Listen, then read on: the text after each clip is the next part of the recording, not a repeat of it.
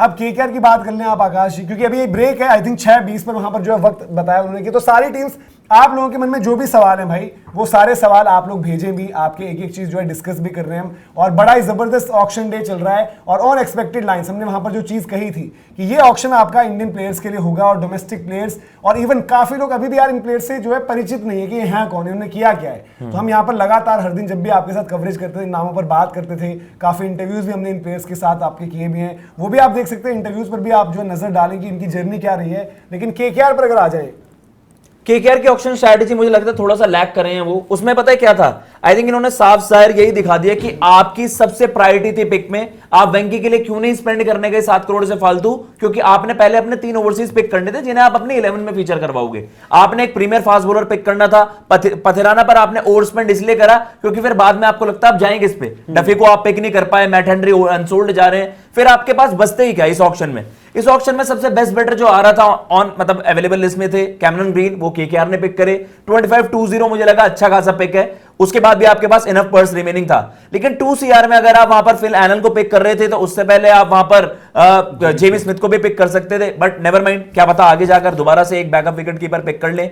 आप फंसे कार्तिक में। देखो कार्तिक मुझे चाहिए थे, नो डाउट उनके लिए मैं 10 करोड़ भी स्पेंड कर सकता था, लेकिन इवेंचुअली वो ये प्रूव हो गया कि सीएसके ने और अपने बंदे पिक नहीं करे, so they were going all out for Prashant as well as Kartik. Good बाइस, मैं कह रहा हूं इतने ही पैसे आप लिविंगस्टन को दे देते और लिविंगस्टन पूरे सीजन ना चलता है, इससे बढ़िया अपने चीतों पर दाव लगाओ। जो इंडियन प्लेयर्स हैं, जो इंडियन प्लेयर्स अच्छा कर रहे हैं, एंड नाइस टू सी कि हम अपने इंडियन डोमेस्टिक प्लेयर्स को सीएसके ने अच्छे दाव वहां पर लगाए। अब केकेआर को बैकअप पिक करने पड़े। सी ऑक्शन डायनामिक्स ये भी दिखाते हैं कि जब आपने ओवर स्पेंड कर दिया खिलाड़ियों पर तो आगे जाकर आपकी डिमांडें पूरी नहीं होगी, तब आपको नाई की चाहिए तो आपको साई की खरीदना पड़ेगा। तो वहां पर आपने देखा कि आज जब कार्तिक को पिक नहीं कर पाए, तेजस्वी भैया मैं ये नहीं कह रहा कि it's a bad pick, but still आप कार्तिक को पिक करना चाहते थे, आपको अपने आप को बस सेटिस्फाई करना पड़ा कि तेजस्वी में हो जाओ। बाकी आपने 30 लाख में कार्तिक त्यागी जी, 30 लाख में प्रशांत सोलंकी, आप वो अपने बैकअप तैयार कर रहे हो। एज कंपेयर टू मतलब सीएसके आप अपना ऑक्शन कैसे देख रहे हैं? मतलब अगर आप ऑनेस्ट एक ओपिनियन और असेसमेंट दें, आपको क्या लग रहा है कि मतलब किसने बेहतर काम किया अभी तक?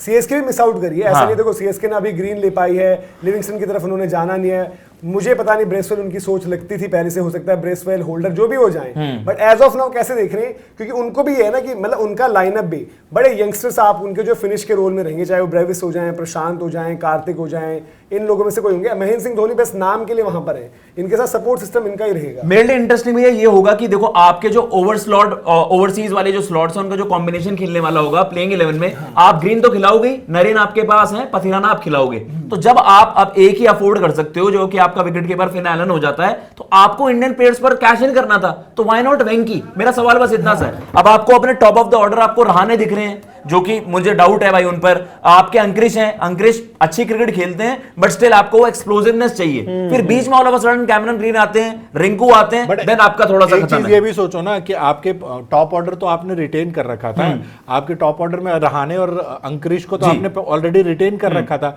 तो उसमें आप बहुत ज्यादा चॉइसेस नहीं कर सकते, क्योंकि रिटेन किया था इसलिए उनको खिलाना बनता ही था। तो आप शायद इस वजह से टॉप ऑर्डर के ऑप्शंस के पीछे नहीं भागे हो, आप गए हो ग्रीन के पीछे, या फिर आप बट आप एक्सप्लोसिवनेस तो फिर भी लैक करोगे ना। आपके पास कैमरन ग्रीन है, तो और आपके पास आपको पहले ही पता थी। अगर आपने 14 करोड़ वहां पर देने, अगर आप Cameron Green, Rinku Singh plus Karthik pick करते, मैं खुश होता इस स्लॉट से। मेरे को अगर 10 करोड़ में भी मिलता ना कार्तिक, लेकिन आप फंस गए पथिराना के 18 करोड़ में कि आप कार्तिक को खरीद ही नहीं पाए।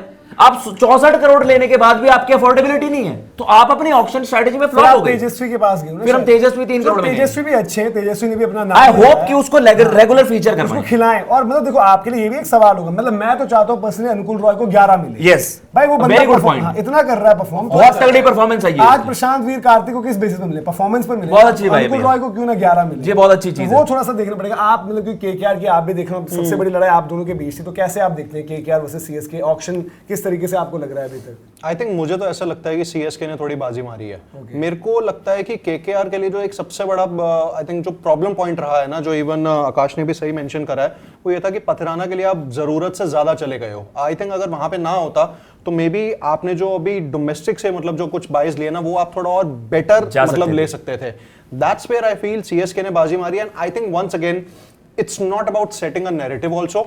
अब इसके पास दो पर्सपेक्टिव है, या तो सीएसके की जो स्ट्रैटेजी है, या तो वो सच में फ्लाउंडर कर जाएगी, इतना ज्यादा फेल हो जाएगी कि बहुत गालियां पड़ेंगी, या फिर सच में कि ये मास्टर स्ट्रोक भी होगा, क्योंकि अब क्लियर है यंग प्लेयर्स हैं, जाओ खेलो, कोई प्रेशर नहीं है, कुछ नहीं है। और इस केस में जो सबसे बड़ा एक पॉइंट होता है ना, वो ये होता है कि वो वर्क बहुत अच्छा करता है किसी भी टीम के लिए, क्योंकि यंगस्टर्स पे कोई प्रेशर नहीं होता। ऑलरेडी आप पिछले 4-5 साल में एक ऐसी टीम रहे हो जो बहुत ज्यादा ही अंडर अचीव की है as far as CSK is concern. तो आई थिंक मेरे को तो ऐसा लगता है कि सीएसके ने ठीक किया है थोड़ा। उसमें एक सिद्धार्थ भाई एक चीज ये भी होती है ना कि आप अब 14 करोड़ का प्रेशर तो उनके ऊपर होगा ना परफॉर्मेंस का। ठीक है, सीएसके में हो, धोनी है वहां पे, सारी चीजें हैं, बट जैसे ही हमने वेंकी का देखा था ना 23 करोड़ के प्रेशर में उनके साथ क्या हुआ। नहीं तो उससे पहले वेंकी की परफॉर्मेंस क्या इतनी बुरी होती थी? नहीं। तो वही चीज है कि कहीं ये पैसों का प्रेशर इन लड़कों को मतलब थोड़ा सा नीचे न गिरा दे। यार मुझे पता क्या लगता है, हालांकि वो सबसे बेहतर टीम के पास है, सीएसके के पास। क्योंकि आपके पास देखो, आप एक ऐसी फ्रेंचाइज में गए हो, अगर मैं कार्तिक की बात करूं, प्रशांत की बात करूं, आप कोई ऐसी एक अनस्टेबल फ्रेंचाइज में गए हो कि अगर आपने एक सीजन परफॉर्म नहीं करा तो वो आपको निकाल देंगे। यहाँ पे मुझे नहीं लगता कि किसी को निकाला जाएगा। एक चीज है ना कि पहले वाला सीएसके में जाना अलग होता था, आप यंगस्टर जाता था बेंच पे रहता था। यहाँ भाई आपके अलावा है ही नहीं कोई। खेलना ही पड़ेगा, 11 खिलाना ही पड़ेगा, कॉन्फिडेंस के साथ खेलेंगे। और जो एक टाइम पर था ना कि एमएस ने कहा था कि स्पार्क नहीं दिखा, आज आप में स्पार्क दिखाए, तब 14 करोड़ 20 लाख दिए भाई आपने। और सामने वाले ने भी, ठीक है एसआरएच ने प्राइस बढ़वाए, बट कुछ बात है तभी आप भी गए ना उतने तक।